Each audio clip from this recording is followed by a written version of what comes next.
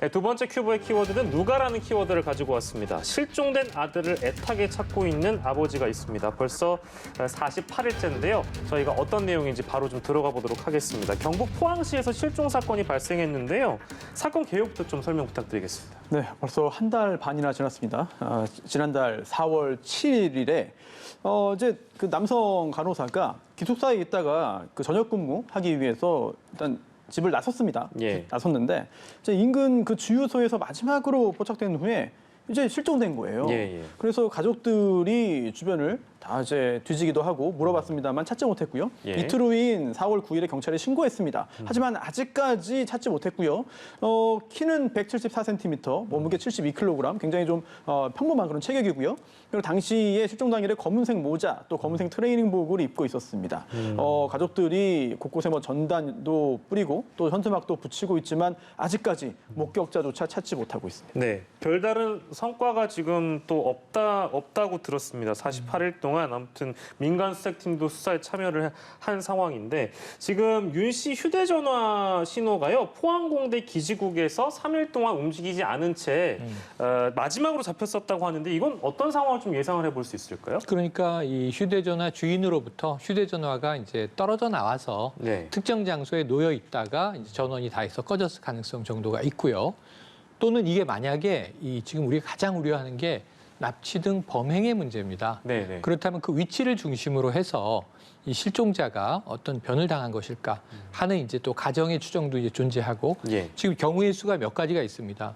경찰이 지금 500여 명 이상 동원해서 지금까지 수색을 벌이고 있는데 네네.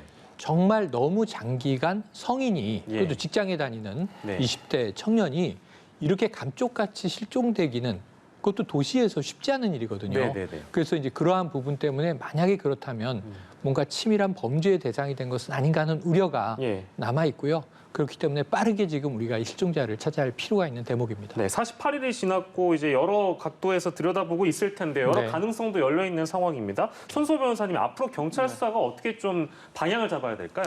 일단 지금도 상당히 적극적으로 수색을 하고 조사를 하고 있을 것으로 보이고요. 주변에 대한 탐문도 필요합니다. 그리고 또 이렇게 실종 사건 중에 또 상당수는 가출 또는 자발적인 잠적일 수도 있어요. 네네네. 따라서 그것까지도 현재 가능성을 열어두고 있어야 되는 것이고요. 하지만 그런 쪽으로만 생각을 하면 당연히 안 됩니다. 예. 즉 범죄와 연루될 가능성 또는 누군가에게 끌려갔을, 납치됐을 가능성도 염두에 두고 당연히 수사를 해야 될 것이고요. 또한 휴대전화라든지 신용카드 사용 등등도 굉장히 중요합니다.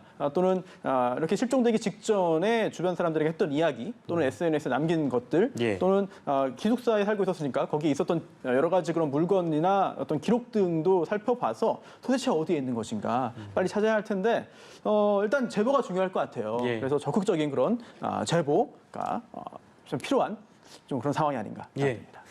시청자분들의 제보가 필요한 상황입니다. 경북 포항에서 48일째 실종된 상황입니다. 많은 분들의 제보를 좀 부탁드리고요. 오늘의 사건 큐브는 두 가지 사건을 함께했습니다. 손수호 변호사, 최영일 시사평론가와 함께했습니다. 고생하셨습니다.